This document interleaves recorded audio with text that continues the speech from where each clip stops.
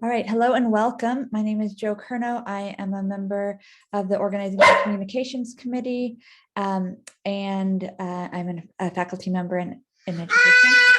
I have a very loud household right now, but I'm delighted to see so many of you joining us today for what is, I think, a really important session that helps draw our attention to the fight that we have taken on with the provincial government, which we think is much bigger than the mandate, we think is much bigger than our strike, and which we think we are building the infrastructure to really fight back against in the province, to fight for higher education, and to think about things like performance-based funding and the ways that those impact our workplace. And so I'm really very pleased that the Organizing and Communications Committee could work with a whole team of people who are working behind the scenes to make the strike happen, to bring you this thing. I also really want to appreciate everyone for coming out after doing a day of picketing and being out in the rally in the cold. It's really lovely to spend time and be in space with you. And so I think we hope that there will be more and more opportunities for us to be learning together toward collective action that will fight back for higher education. I am going to hand it over to David Canfield, who is one of our colleagues on the Organizing and Communications Committee and is a labor studies scholar, and he will introduce our guest and move us into the session. So thanks again for everyone for being here. Thanks, Jo, and welcome to all UNFA members. And if there are any members of other MOFA affiliates, since we did extend the invitation to them, or if there are any other students here, welcome to you too, since this is a fight. It's not simply at all about those of us who are at U of M. I want to be very brief so we can get on to hear Marc. Marc Spooner is professor in the area of educational psychology at the University of Regina. And in addition to all sorts of research related to, I think, homelessness, other dimensions of those kinds of issues, Marc has written extensively and studied this issue that we're here to discuss and learn about tonight, that is performance-based funding and other aspects of we can call the neoliberal restructuring of post-secondary education.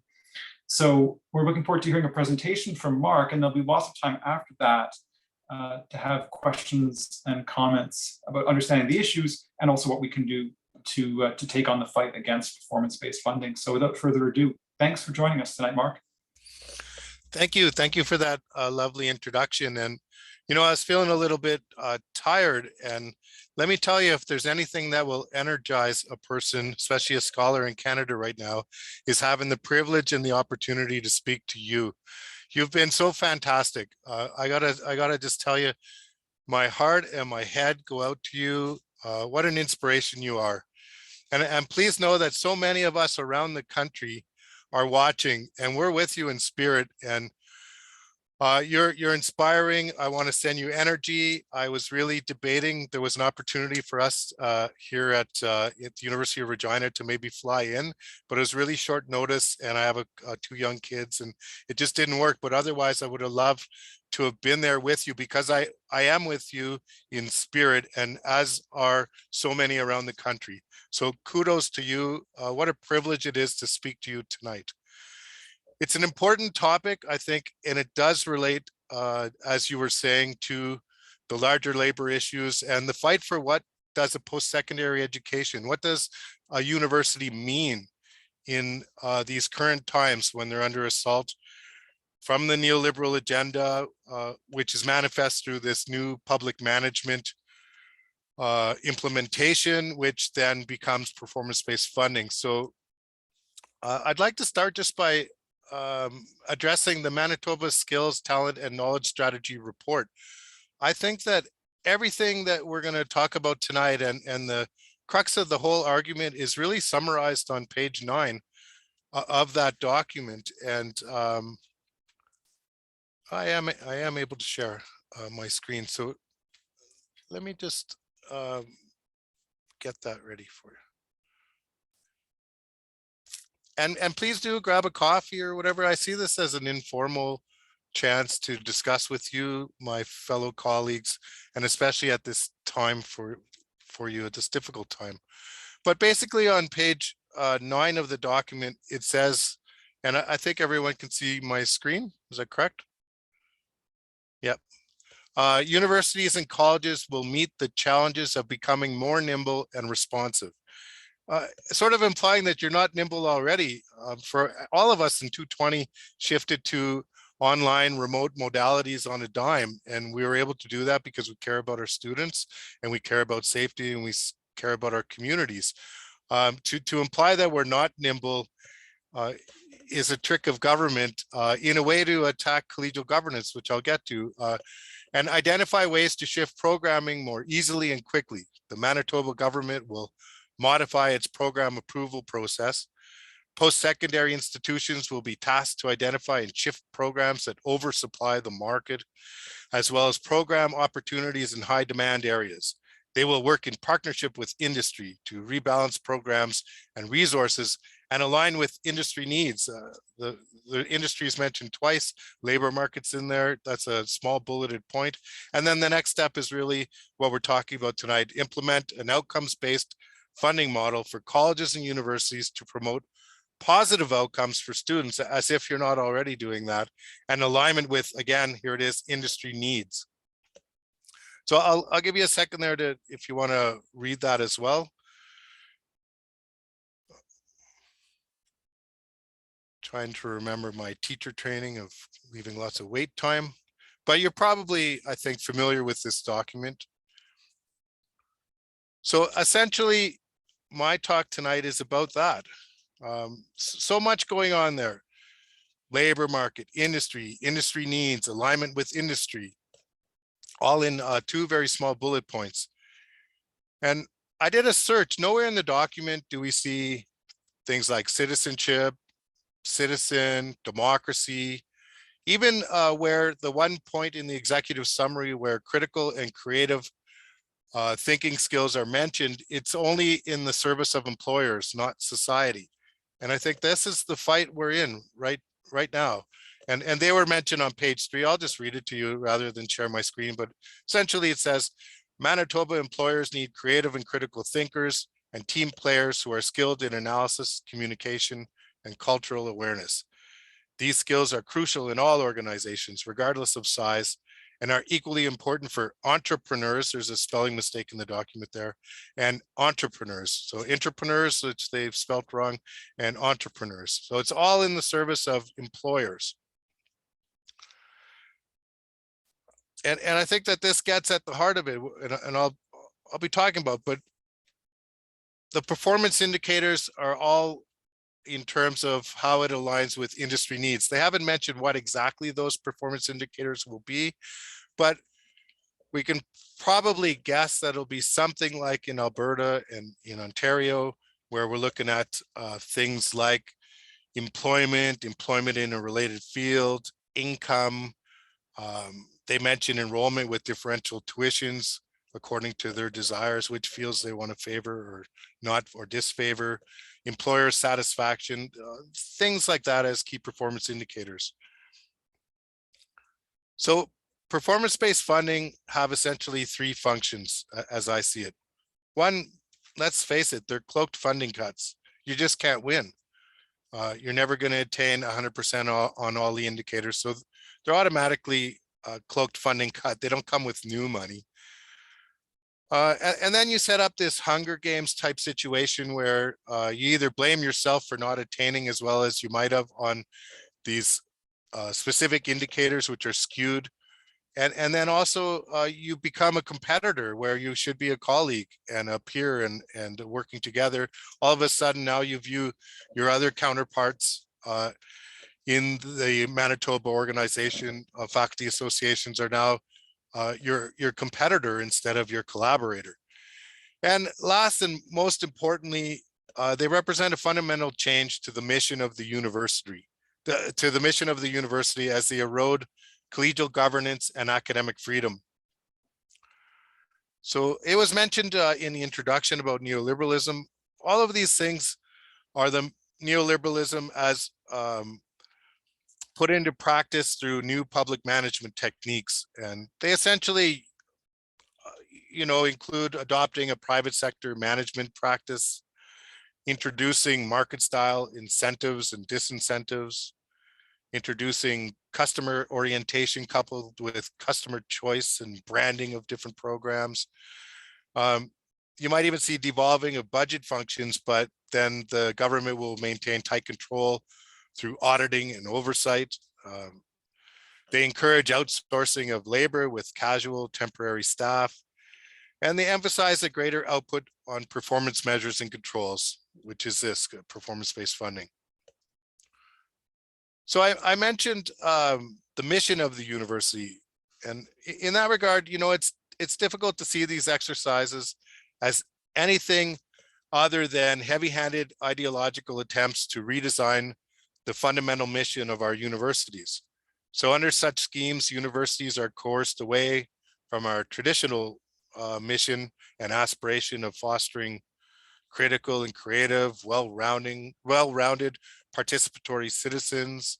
And while we perform, you know, research in the public interest, towards a drastically retooled, narrowly conceived outcome, which is focused on serving the current labor market and performing corporate styled research and development.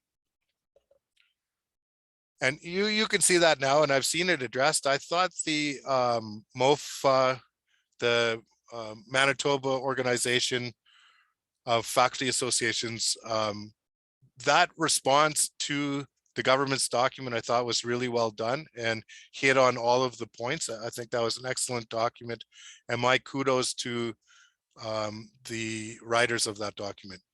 So at stake, you have the actual tradition, the traditional aspirations of a university, collegial governance, academic freedom.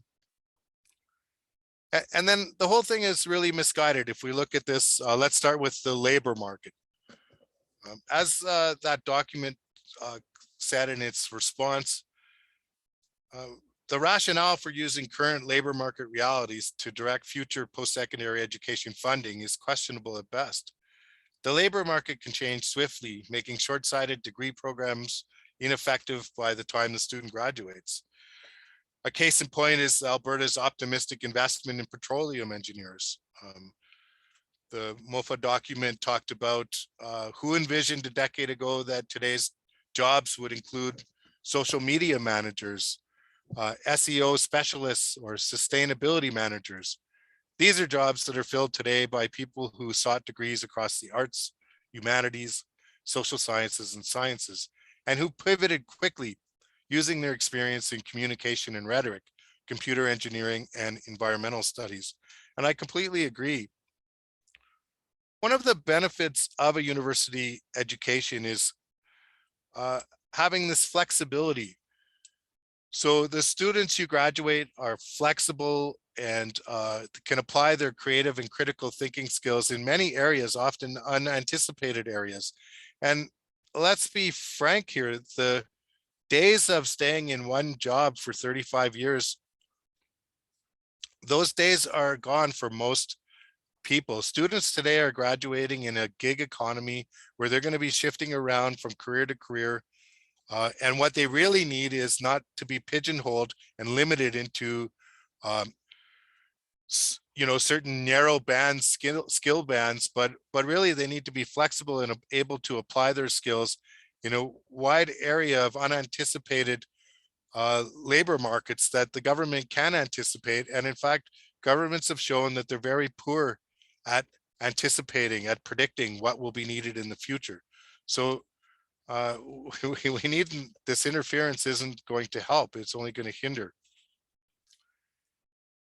Now, when we talk about performance-based funding, I often say that they're ineffective, but really what I mean is they're very effective. They're just effective at attaining unintended outcomes, consequences that weren't intended and that are deleterious to the original mission. And the research is pretty clear on this. You know, in December of 2020, in the journal Educational Evaluation and Policy Analysis, Justin Ortegas and his team undertook a systematic and comprehensive review of 52 of the best peer-reviewed studies published between 1998 and 2019 that examined the outcomes of performance-based funding in 41 US states that had adopted that funding model.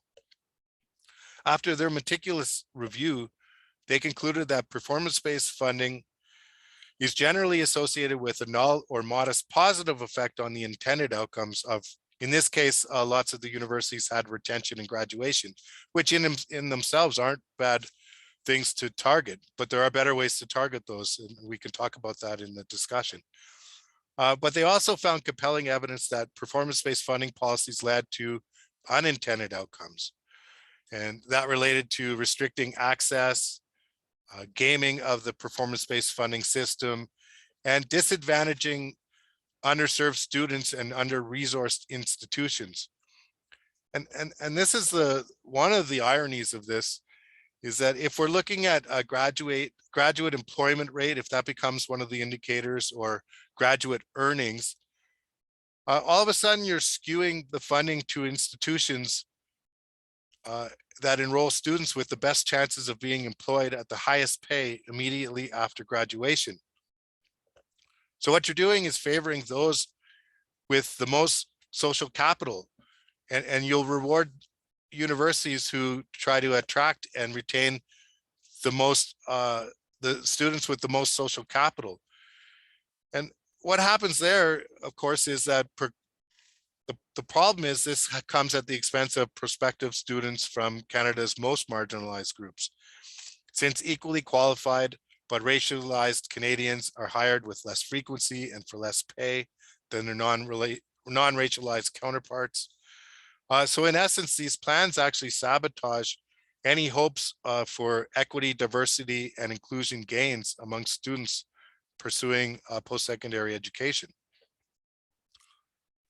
On the research side, when you start rewarding industry funding and other types of funded research, which there's nothing wrong with those, that's great. There's nothing per se wrong with industry funding or funding from Tri-Council, for instance, or any other kind of funded research. But when you add an extra layer of funding and incentive to it, what happens is you're kind of creating incentives to further commercialize university research. And you emphasize these things with their emphasis on funded research, devalue less costly but no less important scholarship, and they encourage or discourage, I should say, risky research, but innovative research, community engaged research, indigenous methodologies and approaches that take time, relational research, valuable research endeavors that cannot easily be measured or reflected by a simple financial calculus. And so, now rather than uncovering groundbreaking new ideas, following uncertain but innovative paths that become potential game changers, or working in the service of the communities in which our universities reside, scholars are emphasized to get in and out of the research game and funding cycles as quickly as possible, ticking the suitable boxes that are emphasized and demanded by government funding. And the other part about this is that, again, they encourage a competition between universities rather than a collaboration. And I'll just read a few more because I do want to have a conversation with you about all of this. But there's also the growing administrative costs of these programs. If you look at the United Kingdom, these really mushroom and blow into very unwieldy, costly programs. So imposing performance-based funding systems invariably lead to another layer of costly bureaucracy at both institution and ministry levels. Universities will no doubt create or reclassify management positions whose sole purpose will be to assess, report, target, and ultimately game these new metrics. And on the government side, you'll see bureaucrats that will be needed to gather, evaluate, monitor, and in the long term, respond to the manipulated metrics because they'll have unintended outcomes and consequences, just like you've seen with the Research Excellence Framework. It's had various names over the years, but it's now called the Research Excellence Framework in the United Kingdom, where that actually led to the total devaluation of teaching, so that they had to come up with the Teaching Excellence Framework to evaluate teaching. Those programs, both the REF and the TEF have been suspended. I think the REF is coming back. The TEF was originally going to lead to a score, either a bronze, silver, or gold score, just like the Olympics, for evaluating teaching. And that would be that would correspond to how much tuition a university could charge. If they got a gold rating, they could charge so much extra, and if they had a bronze rating, they couldn't charge extra. Things like that. So essentially, universities are much more than entrepreneurial training centers to be rewarded for performing short-sighted corporate-style research and worker development. With that mandate, they cease to be universities in any sense of the word. To create a future where we all thrive, our citizens need to not only have the skills to prosper today, but be capable of imagining and implementing a better tomorrow. As the university becomes increasingly industry's handmaid, it cannot perform its function, which is seldom mentioned. And this is another aspect that I want to introduce at the end is the university's other role in society is to act as a counter check on power, including on industry and government. But if we're too much entrenched and become too narrowly focused on industry and labor market needs, we can't actually do the rest of our work. And so academia, to me, is a lighthouse in a way. And I know it might sound lofty, but people often talk about the university as an ivory tower. But the university I work in the university that I see all around, actually acts more like a lighthouse, pointing out dangers, helping guide our future, looking out for dangerous storms and providing safe harbor. The university, to me, joins the legislature, the judiciary, and the free press as the institutions that serve as a check and balance on power. And in that regard, all of these things are thrown out of the window. And if we have time, I'd like to talk about especially the way the government is proposing charging more for certain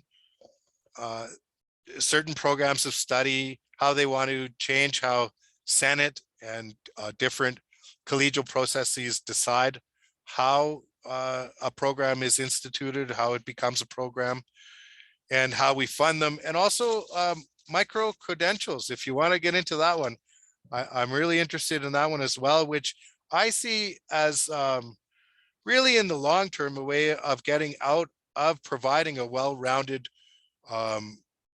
program of study that really is thought of as a program and an entity, a 4-year well thought out, well developed program of study that helps create citizens that are creative, participatory, able to engage with society's various levels of government.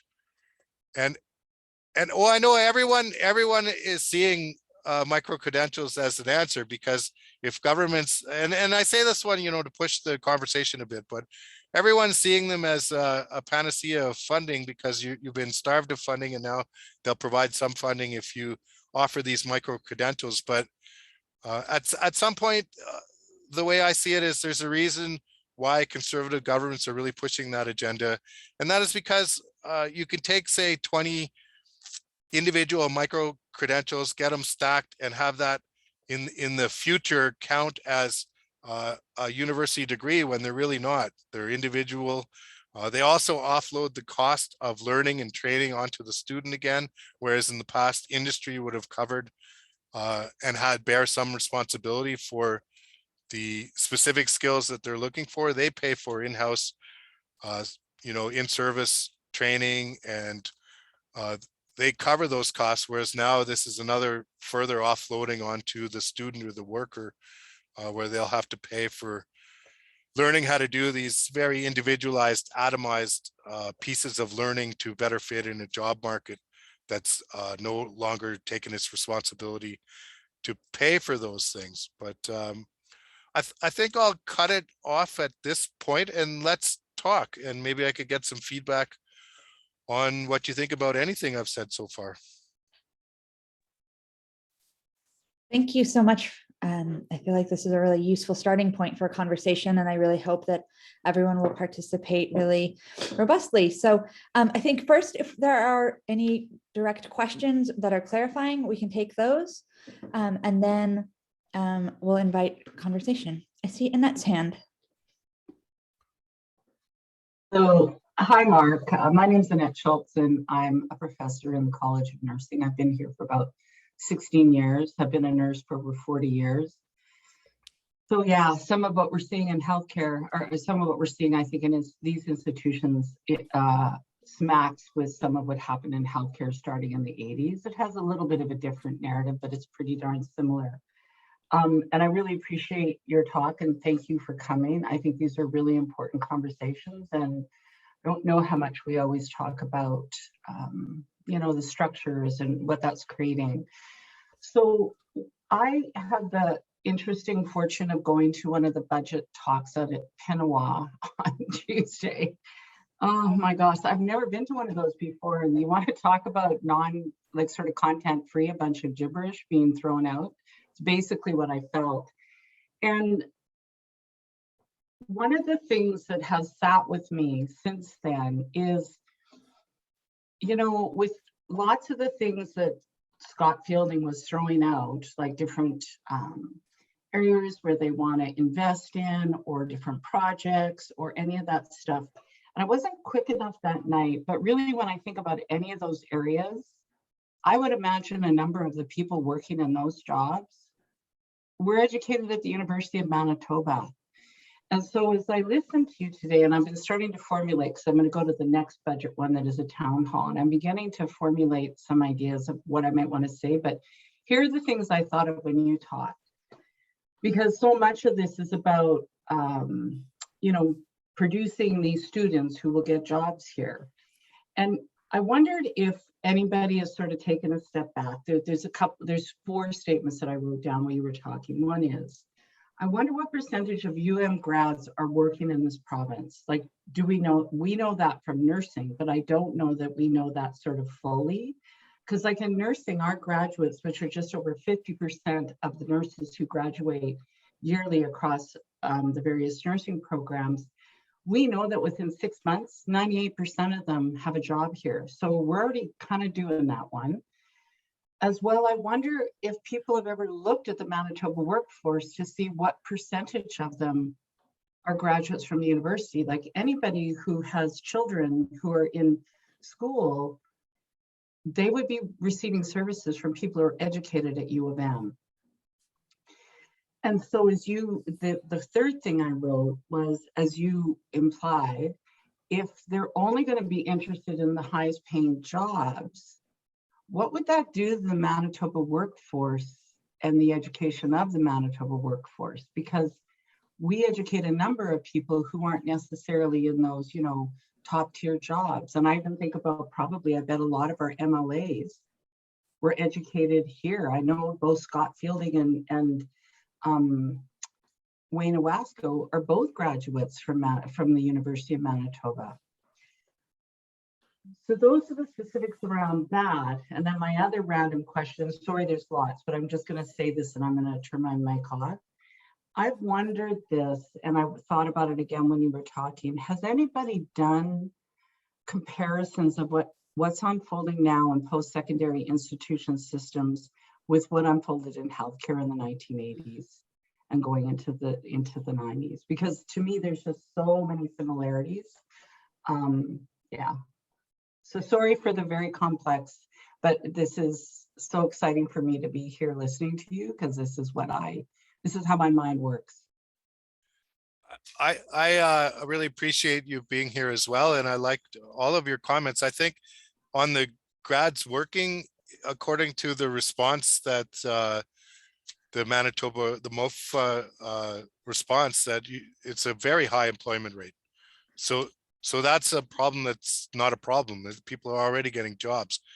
And I want to talk about grads who might not necessarily make a high salary, but how dare the government devalue jobs in the community-based organization, in the helping communities, jobs that have a high meaning, that provide satisfaction and meaning for life, and that you're helping your community, but maybe you're foregoing large salaries because you get a lot more meaningful satisfaction from those jobs. How dare the government devalue and say that you're not, to the university, well, we're not going to value those kinds of work, when society needs those jobs and we all benefit in our communities when people take up those jobs.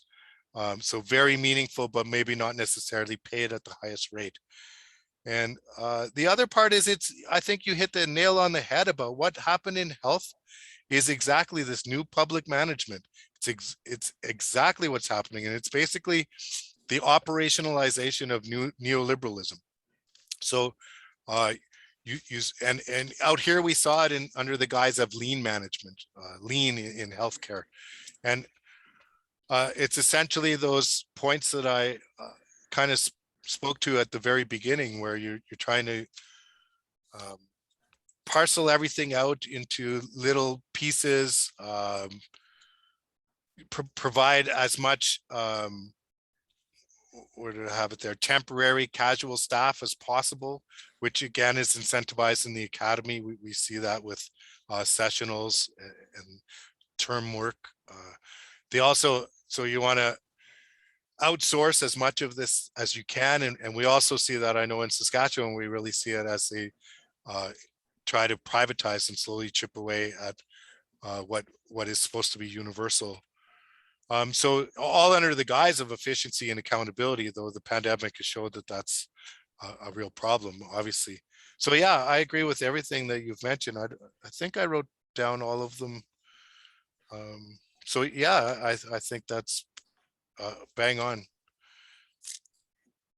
The other thing I'll mention that I know I've said lots over the last sort of 3 decades, because it's what I saw. I graduated in the early 80s. It was before, like, I remember some of the very early things that we would not have put this equation to, but I would today. But the thing I've said a number of times is, with that, what's happened in healthcare is it's decimated the social fabric, because none of the relational components are counted. And, part of what we see within healthcare right now with the pandemic is people are stretched to the limit so that they're efficient. So when you add one more thing, it becomes a breaking point. And that's some of what I have seen changes here at U of M in the 16 years I've been here.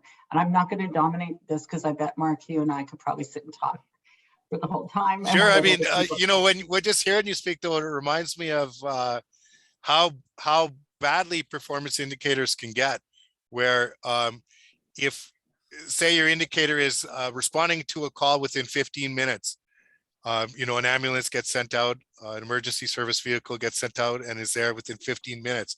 But it doesn't matter if the patient lives or dies. You can tick the box. We were there and responded in 15 minutes. Or, I think of when you go to a doctor and it says, only tell me about one problem, like one ailment, when they might be connected. That's how, sinister and ridiculous these things can get, and damaging. Bingo. Yeah. Thank you. Thanks. Juliet, do you want to go ahead? Yeah, I just wanted to say thank you for coming also. And I really appreciate the analogy of the lighthouse rather than the ivory tower. When I interviewed about 9 years ago, I think the physics, I'm sorry, Juliet from the Department of Physics and Astronomy. I'm a subatomic physicist. Thank you. Sorry, go ahead. I think your mic went off for a minute. I didn't catch one little piece. Oh, Juliet Mamie from the Department of Physics and Astronomy. When I interviewed about 9 years ago here, I think people thought I was a little corny when I said that when a university is in a community, it should serve as a beacon of knowledge. And so the analogy of a lighthouse is just wonderful. I think it is exactly what I was trying to say at the time. And I also went to the budget meeting on Tuesday, and the question I asked was how they could have performance indicators, regarding employment or anything like that, if the job market is changing so rapidly that a freshman starting in a particular program, by the time they graduate, the job that they were training for, might not even exist. The jobs that our graduates are going to get in 2 or 3 or 4 years, they don't exist yet. So trying to train someone for a specific task is ridiculous, but I know I'm probably preaching to the choir. And I had another thought. I had a question I was going to ask you and I totally forgot. It'll come to you. On the training for jobs, the other great irony here is it's not even in the university's control. The job market isn't in our control, which is funny. We're being assessed on something that's not in our control. And I agree with everything you said. The jobs that are going to be there 4 years later, maybe they're unimagined at the moment. And some bright student's going to come up with an idea, and that's going to change and create a whole new labor market. I sort of remembered what I wanted to say, which their response to the question that I had was a bunch of gobbledygook about how basically what they want the industries to be in the province. So rather than having that grow organically, but they want to try and steer it, which, okay, whatever. But I guess the other question that I would, not that I want to get too much into politics here, but I'm from the States and it's just terrifying me what's happening there, the post-truth era. And it has seemed to me for many, many, many years, ever since I was in high school, that there is a certain type of politician that doesn't want us to have an educated electorate. And so I don't know if you have anything to say about that and the relationship between these types of metrics. Well, I think you're getting at the last part of my talk that I just kind of threw in, but we act as a check and a balance on government and on industry. I always say every tenured professor is a potential whistleblower, is a potential person to point out a danger, like fits with the lighthouse analogy as well. But it also, as the government pushes us away from critical thinking and being a well-rounded, engaged, participatory citizen, and puts in the language of industry and labor market, I think that's no accident, and it's increasingly important because democracy is fragile, as we're discovering. There's a democratic recession around the world. We see it in the United States for sure, and we see elements of it here too. I think when I look at Alberta, I find it absolutely frightening. And again, I don't want to get partisan, but I am frightened. I think democracy is fragile and we need all of our institutions to be functioning as best they can. And the university sure has an important job to play. It's an important pillar in a workable, healthy democracy. And I think that we need to really start to think about that as we've seen what's happening around the world, to our neighbors to the south, and even in our own country. Thanks. So I'll point out that there's good conversation and engagement happening in the chat for people who want to look at that. And then Michael, I will invite you to ask your question. Yes, good evening. This is Michael Eskim. I'm the University of Manitoba. I'm entering my 54th year. So, and a lot of the things you're saying have really disturbed me. Firstly, when it comes to training for industry actually has a negative effect. What graduates that we train have a unique background, and industry will necessarily adapt them. But if they train them for industry, that means they'll get nowhere. What they want from graduates is people with new ideas, new technologies to expand. So that whole concept is really dinosaur, and it is just for absolute failure. I mean, when I came to the University of Manitoba, going back to '68, I was very fortunate to work with a group that developed canola from rapeseed. We had no idea what the implications are, and now they're at what, $22 billion to the Canadian economy and 250,000 people worldwide. And so I think that the universities have to be a broader, and of course the real challenge really is, what are our presidents doing? What is the administration? They are the, if you like, the supposedly the captains of the ship, but what that they should be steering us in a way that maintains the integrity and the independence and the creativity of the university and the academic freedom. That is their role. And I personally feel that when a university goes on strike, it is really a reflection of the abysmal failure of the administration to allow that to happen. That should never happen. And particularly if they're a captain of the ship and they want to have their crew to working optimally.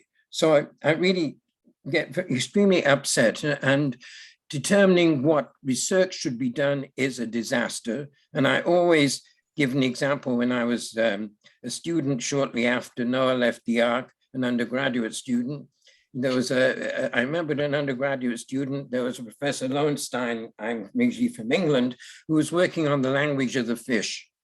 And it was a common joke, does he talk to them? Does he sing to them? What does he do to them? At the same time, the American space program came into being, and they were looking for somebody who could look at the impact of space on the inner ear. They went all over the world, and they suddenly focused on Professor Lowenstein, because what he was doing, he was looking at the inner ear of the dogfish. That research became extremely important. So I think that it doesn't matter what research, as long as it's legitimately done and properly, responsibly, then we never know what the impact is.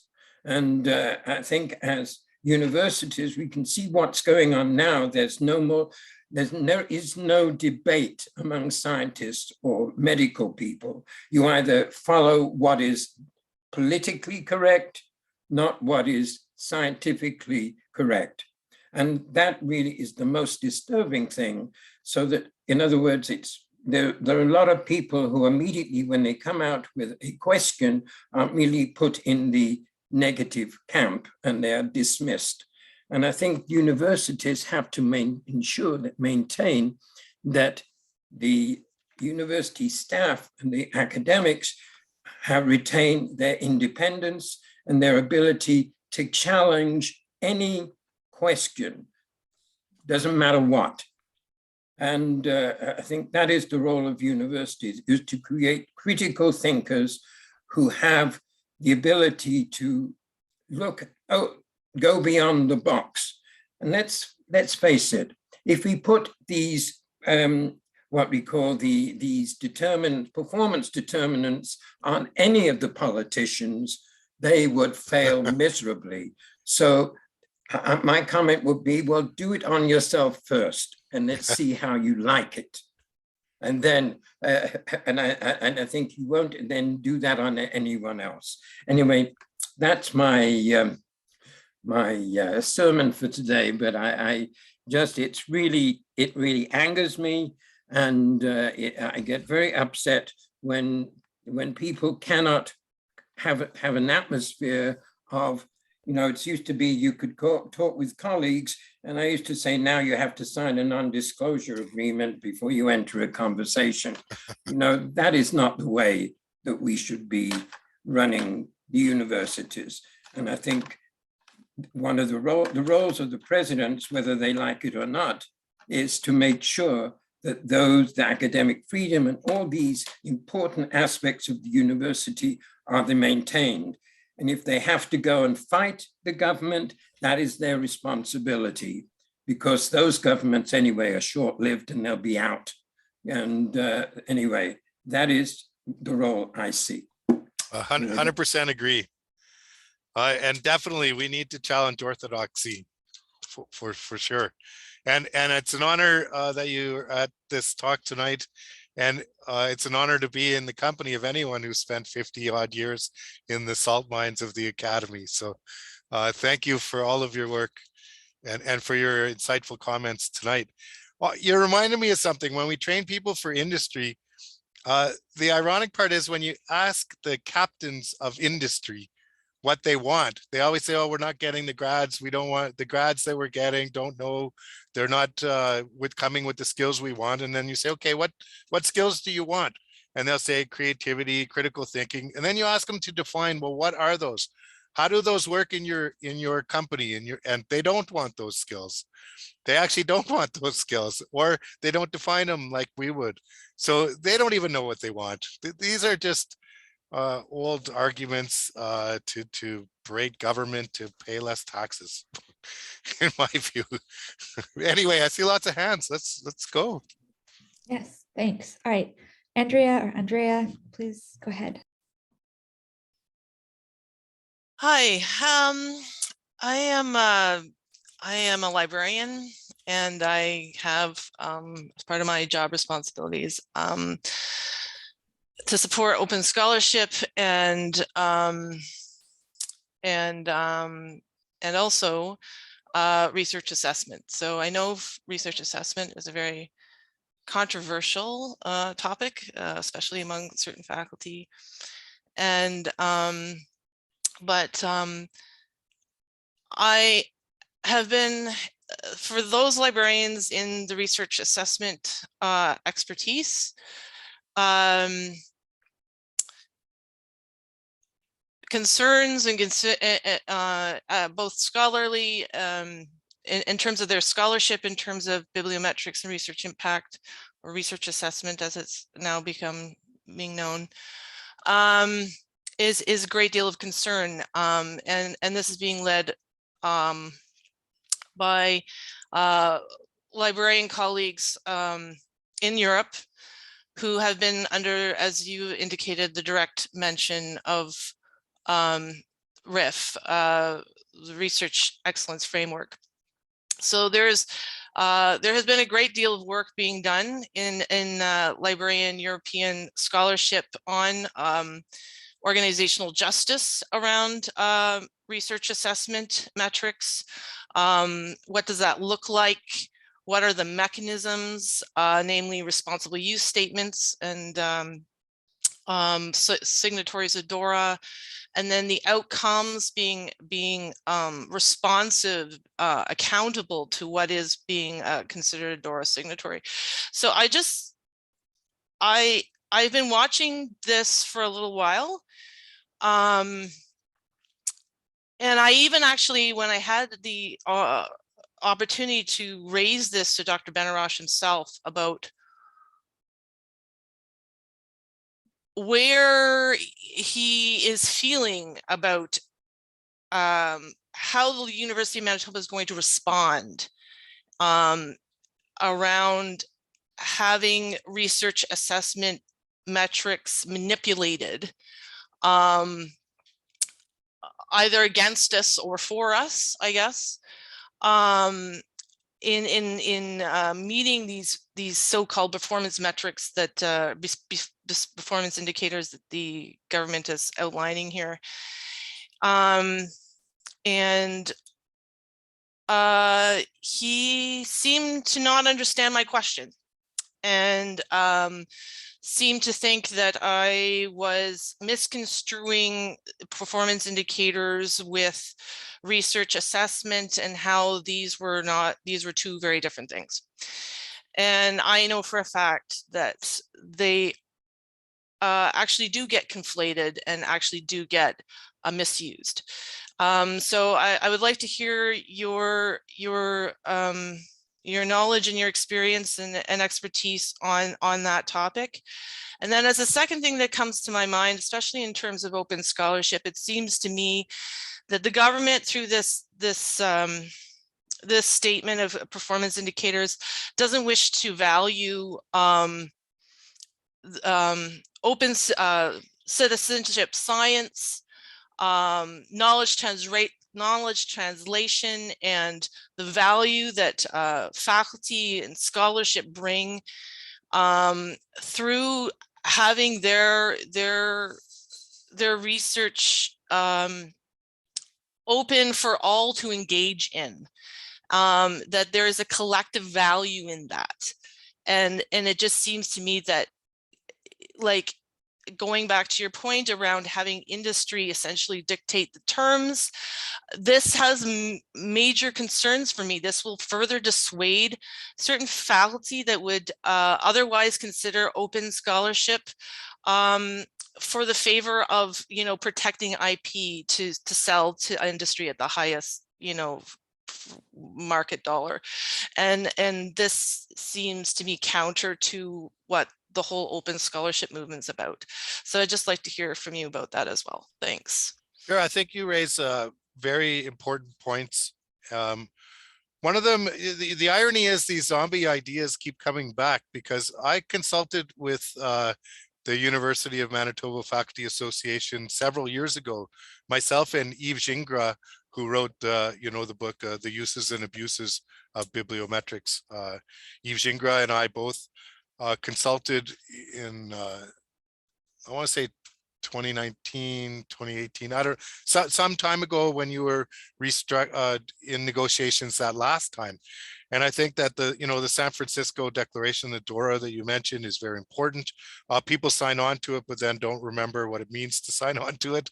I think you're absolutely right that citation metrics of various kinds, bibliometrics, get conflated and will get used in the key performance indicators that the government's proposing. And there are lots of consequences to that. If you're talking about from equity, diversity, and inclusion point of view, citations disfavor minoritized groups. Just there alone. We all know great papers that aren't cited a lot, and terrible papers that are cited because the citation doesn't measure whether you're agreeing or not, only that you're citing it. So terrible examples of research are often cited as such, yet their citation metrics would be high. The real danger, I think, is it harms us in terms of it robs the community of our relationships with them and our ability to engage with them. So community engaged research, in indigenous epistemologies, which are relational, which may never even lead to a journal article. The outcome, the product might not ever be a journal article. And for lots of community engaged work and lots of other scholarship, I mean, the library is our lab. I don't need a lot of money. I need a well-resourced library. You know, a lot of work in the humanities is that way, but not just that. I'm in social sciences, and what I need is access. Open access is great. Unfortunately, the conglomerates have a good stranglehold on a lot of the knowledge that I need to get. So university libraries have to be well-resourced, and that is my lab. So again, on grants, I don't need a lot of money, but I can turn out a lot of important, groundbreaking scholarship, maybe not groundbreaking, but important scholarship, meaningful scholarship. And again, sometimes the output measures aren't quantifiable in a way that are comparable. There's lots of ways to go with that, but one is if you take animal research in psychology, say it might be 2,000 to 4,000 words, turnaround time 6 months or less for a journal article. Humanities, maybe history, might be 8,000 to 12,000 words, turnaround time 2 years. Other disciplines might favor books over journal articles, which get devalued in lots of these measurements. Again, what we need to remember is that knowledge comes in diverse forms, and they're all important, and we can't determine beforehand the importance of each of these knowledge pieces. So we have to accept that the outputs, the outcomes aren't comparable and aren't measurable in a way that makes for these key performance indicators in a way that they can be equitably used. And then we don't even talk about, you know, maybe it's a letter from a community-based organization. Well, how do you measure that part? I got a letter that says the impact of my food recovery program, or my program for ways to better enhance needle exchange in my community, which I never write it up. It wouldn't be fair to those communities. Same with lots of Indigenous research. It's not fair to just kind of have the research be an extractive piece where you gain something and then extract it from the community and then publish it in a journal that will never get read by that community. All of those things are devalued or pushed aside, uncounted in ways that marginalize people doing important work. I hope I touched on some of what your concerns are, and I agree with you. Well, I'm just conscious of time, but I was just going to say, like, librarians and others are working towards creating an alternative dissemination vehicles and distribution to provide alternates to the publishing industry, namely, repository vehicles that are not, there's no monetary equivalent because they're free, right? So it's trying to disambiguate incentives, which are research assessment, but providing alternative, like there are alternative assessment options within that new open ecosystem that's not tied to a publisher. And I also think a colleague is on this call, Nicole Askin. She has a particular focus in open education resources, and those, especially in Ohio, became essential because essentially the state cut all funding to the universities in terms of providing access to textbooks. So they had rapidly to build up the OERs so that they could provide the resources to students. And so that, again, like that infrastructure is all hidden, all paid for by the university as a function of what it is, and yet with no government funding, right? No recognition at all, that and no recognition that there is a non-monetary value to the greater community, right? And so that is my concern. So this whole KPI type of function is missing all of that. Completely agree. I think the other thing that never or seldom gets measured is important policy changes. Researchers, scholars whose work leads to important policy changes that lead to improvements in our community, that doesn't get counted, and yet it's very important to the communities in which we reside. I want to be able to get to each of the questions, and I know it's 8 o'clock. So how do you propose we do this, Joe? Is it okay to go with everyone? I'm okay with it, but yeah, I think what my suggestion is that we take Rhonda's question and then we move to a short conversation about what are the examples of places where people have fought back successfully, and or what would it look like for us to push back on this framework. And so that way we can think toward action steps. But I do want to take Rhonda's question.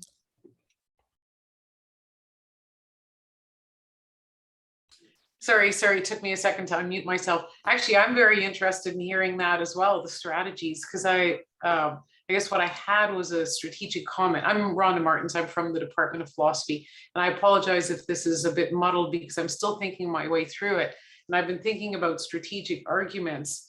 So one of the things I worry about when I hear an argument along the lines of, well, performance-based funding will get in the way of us mentoring students as they develop as engaged citizens, right? Like that kind of argument is absolutely not going to convince our government because that's the opposite of what they want, right?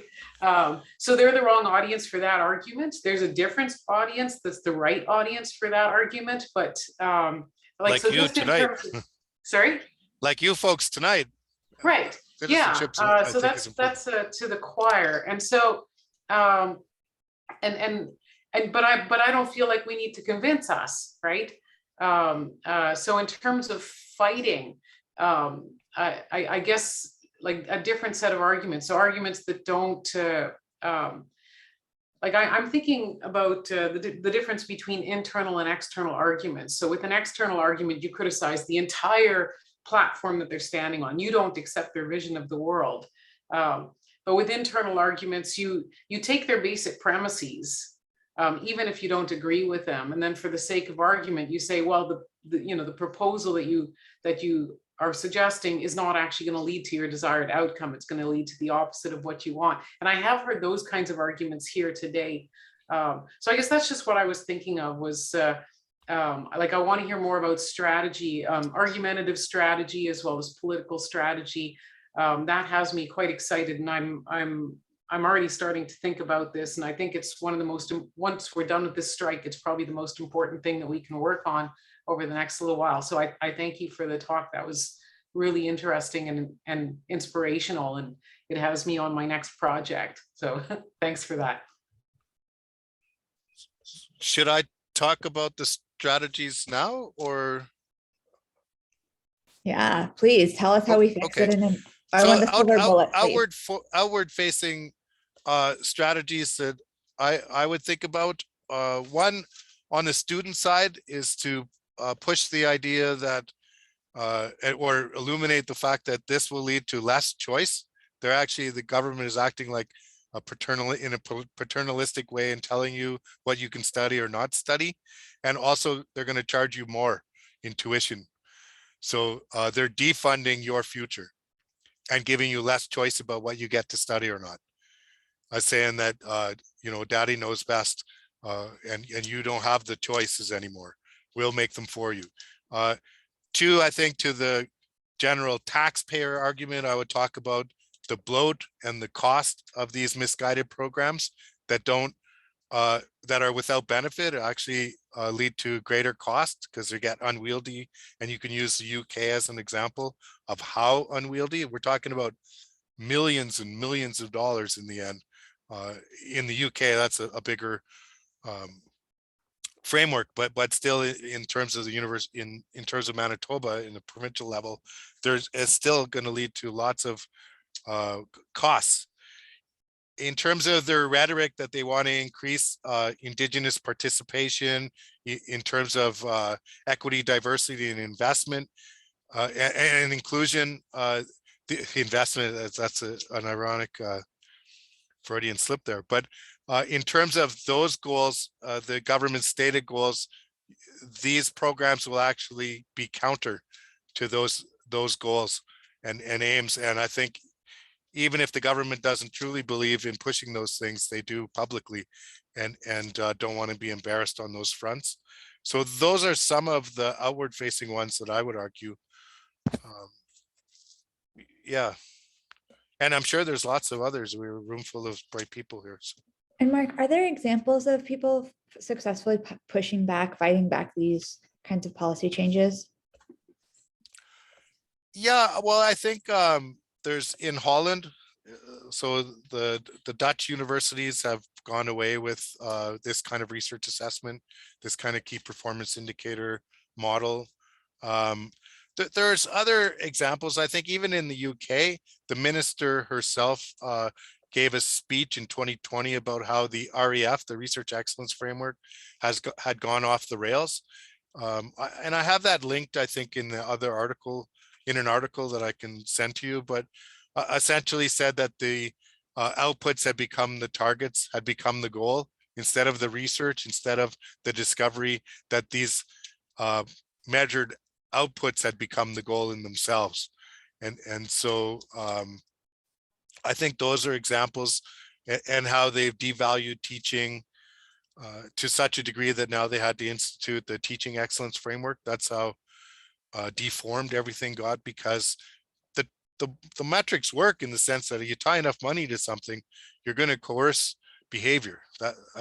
So when I say they don't work, I mean they don't work as intended, but they do work. And they start to, I call them deformance metrics, because essentially they deform the university away from its aspirational ideals. And I like what you were saying earlier too. Most of these ministers have gone through the UAM or other universities or post-secondary in Manitoba, and now they're now they're turning their backs on the opportunities that led them to all these. Did they intend to be an MLA? Because otherwise they're working in a field that's unrelated to their studies. There's all kinds of ways that you can point out the how misguided these programs are, and how hypocritical it is. But I see David has a hand up, and I don't know if you've been keeping track. I'm trying, but That's great. David, go ahead. I feel like you might move us closer to an opening and a closing in a way. Well, I did want to say a few things about the fight against performance-based funding, because I think we're at an important moment where, because it hasn't been introduced yet, right?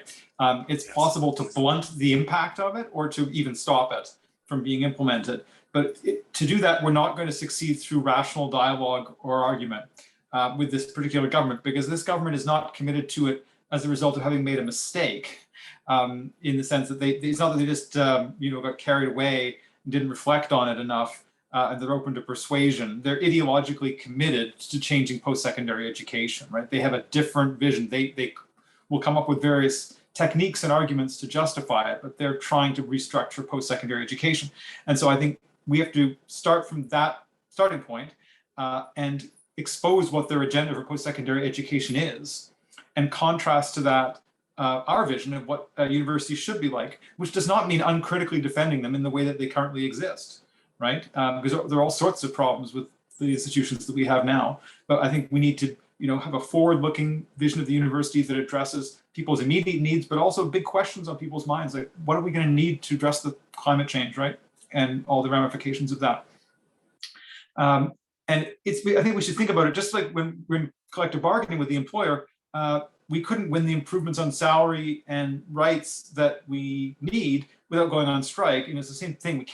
We couldn't rationally persuade the employer to give us those things. We had to strike, and we're not going to be able to just simply rationally persuade the government to abandon its plans for performance-based funding. We're going to need to build a very strong movement against it, and a movement which is a movement of broad and active opposition that brings in all kinds of university workers. It can't just be academic workers. It needs to also be support staff.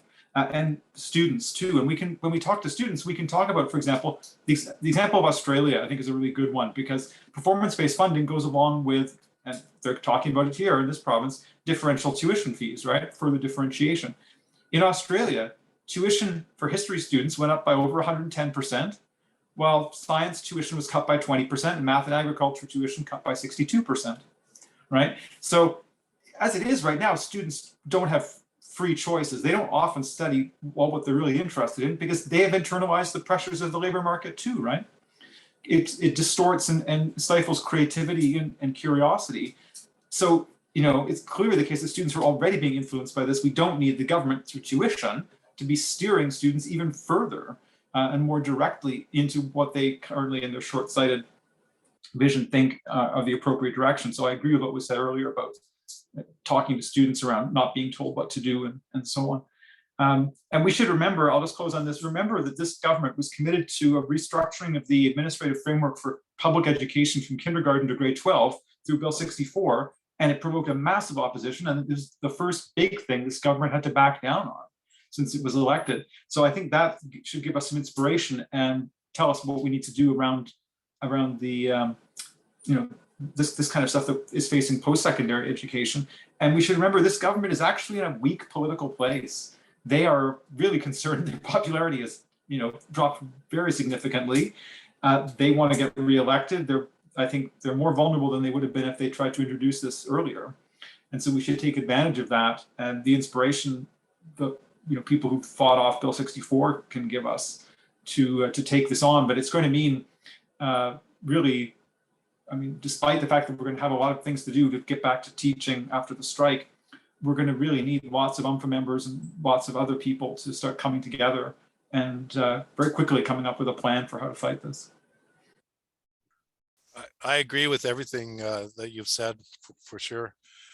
One thing that didn't get mentioned is the value of op-ed pieces and letters to the editor and other kinds of educational pieces. I think that they actually do work. People do read them, and especially when they're easily shared over social media. I think you'd be surprised, in Saskatchewan, we fought a big fight against standardized testing in K to 12, and we actually won. And it took a year, but over the year, the initial editorials were in favor of it, and by the end of it, they were against it, like even from the major dailies out here. So that was a few years back, but that did work, and it seems to mirror what David was talking about just in his talk there. So Thanks. Olivia, I saw your hand was up and I want to, if you want to talk, give you the space to do it, because Olivia is one of the rockstar students from Student Support UMPA who has been doing really amazing work this week. But I don't know if she dropped off. Yeah, no, I'm here. I mean, David was sort of saying some of what I was going to ask, which was about Bill 64 and whether there is sort of a will to put out a campaign like that with Bill 33. I know from conversations I've had with other students in Students Supporting UMPA that we are absolutely behind supporting having this bill repealed, because it is going to be detrimental to students. And what David said about as a history student, what's happening in Australia sort of terrifies me for all my fellow history students. So I was just wondering if that is something that could happen for Bill 33 as well, because I know that those lawn signs were pretty powerful in the end. I think what I would say is that there wasn't the lawn signs, it was the lawn signs are a symptom of the groundswell and the mobilization. And I think that's one of the things that UMPA and MOFA are hoping to be building toward. As most of you probably know at this point, we've been meeting with MLAs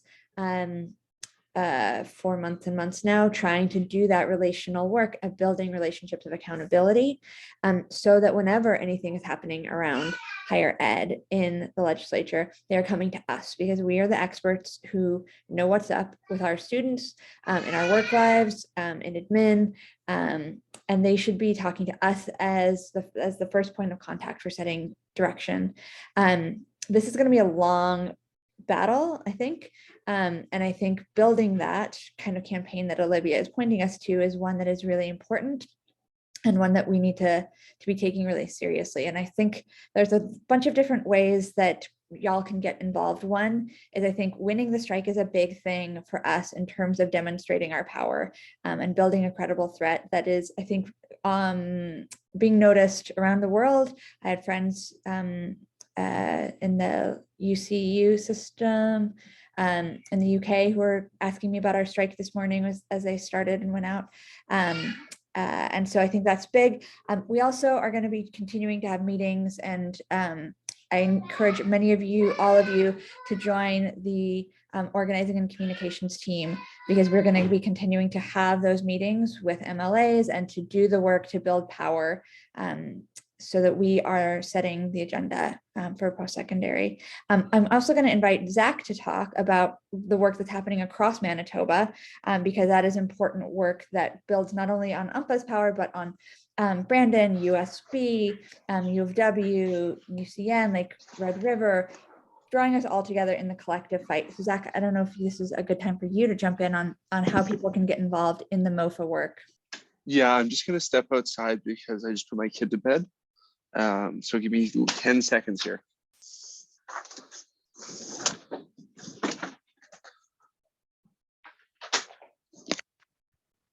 Hi, everyone, Zach here. Can you hear me okay?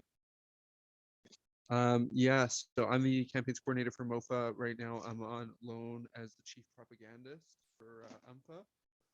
So we're the ones getting the message out about. We're not hearing you now. During the spring, we participated in the summary or in the committee presentations for Bill 33. Say, Zach. We didn't get a ton of pickup there, and I think that there's like, oh. Right, other people are having a hard time hearing, right? Yeah, can't hear him. He faded away. Okay, Zach, you figure out your audio. Juliet, why don't you jump in, and then Zach will go back to you. I just wanted to circle around to the idea of the politics and the partisanship, because we have to be careful. I think we have to fight against this kind of government interference no matter who is in power. So it's really not a matter of getting the PCs out. It's a matter of protecting the institution of the university from any kind of government interference. And so an analogy that I use is that I was raised Catholic, and I've lived in the Bible Belt in the States, and people can get pretty militant about things such as like that the government ended prayer in schools. And they're often surprised to learn that it was actually Catholics that wanted to end prayer in schools, because it was, they didn't want Protestants praying for their Catholic children and corrupting them. And so I think that makes people think about things a little bit. So we just have to be careful to, there are a lot of my constituents who are concerned that we are too partisan and that we're trying to get the PCs out or something. And I don't think that's what we're doing. I think what we're doing is, no matter what government is in power, we want to hold them accountable. So I'm sorry. I think I dropped out there. Can folks hear me now? Yep. I can hear you now. Sorry about that. I had to turn my Wi-Fi off because old houses, it doesn't carry. Yeah, I just wanted to say that we did a bit of stuff around Bill 33, and I think that like David's point is very well taken of like, the NDP, especially towards the end of it, weren't great on post-secondary issues, and especially on issues of autonomy. And I think that, one of my favorite things to do when I wake up in the morning is read Wayne Owasco's critique of it, because he was one of the fiercest ones, and he called the government totalitarian, I believe. So we can see when the political opportunity presents itself, I think parties align with us. And I think that that's what we're seeing right now. But what we really need to be working on is, as part of the campaign, is to get a firm commitment from the NDP in writing, almost, just to be like, this is what we will do when we're out. And I think that like the big role for MOFA to play is to break down the silos, because I think in Manitoba, U of W has its own reputation, U of M has its own barriers, Brandon is off on their own, and St. Boniface is obviously a French language institution. And so MOFA has the ability to break down those barriers and to really stand together, because we know that our administrators are working against each other. And we know that the provincial government is working against us. And to really just take Juliette's point, I do have concerns when we are partisan, because we don't represent everyone. But when the government has been as anti-education as the PCs have been, we need to kick them to the curb, because they're like a disaster, and it scares the living daylight of me to see my kid going through childcare and then primary and then post-secondary education. And so for MOFA, the joke I have with Joe is like, after the strike is over, I'm going to go hide in the forest for a week and not talk to any of you all. Not that I don't love you all, but after that, we're going to hit the ground running. And so I'd really, really love, and we're talking about at our weekly meeting, is like having a political action committee. And like, I'm really, really inspired. Like, I honestly was like a bit worried that like profs and, members weren't willing to step it up and like go knock doors and drop leaflets. And you all have really surprised me, and I'm really inspired, because it means that I'm not going to have to shoulder most of that. And I can, focus more on like the coordination and embarrassing the government and making them look horrible in every way and step and form. And the other thing too is that like with Bill 33 having passed, the good news is that we're going to have countless instances of the minister exercising that power, and we're going to embarrass him and point it out every single time and talk about how bad of a decision it's going to create. So that's my quick spiel. And I put my phone number and my email into the chat. Happy to have people follow up, and I'll be reaching out as well. Excellent. So Mark, I'll ask if you have any other final thoughts you want before I close this out. Just to say that I'm very inspired by your group by tonight. And I want to really impress upon the message that scholars across Canada are watching and are with you in spirit.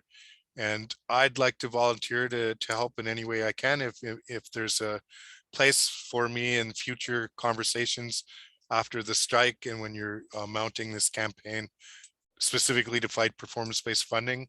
I would be happy to volunteer my time, and I can send a reading list. I think someone wrote, sure. I can send any of that kind of stuff, however way I can be used that's helpful. I'm in Saskatchewan and it's coming here next. And so it's not entirely altruistic. I want to be ready just as you are. Excellent. Well, thank you so much for your time. We will reach out for the homework. I think that we will all be catching up on our marking for a while, but I really appreciate all of you being here, but Mark, especially for you being here in solidarity and helping us to get our heads around what might be coming. And I think I really want to again invite people and push people that this is our responsibility, that when this gets rolled out in this province, and it is a when, not an if, it is our responsibility to push back. Because in the same ways that I think we are the best position to be giving advice on how post-secondary policy should look, we are the best position to fight back and to be in relationship with our students. And so I look forward to seeing you on the lines tomorrow, whether those are virtual or in real life.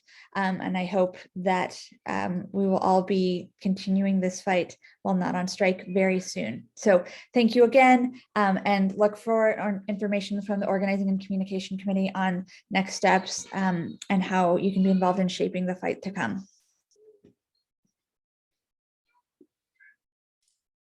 Thanks again. Bye, thank you. Thank you. Thanks, Mark. Thank you, Mark. Thanks, everyone. Bye-bye. Thank you.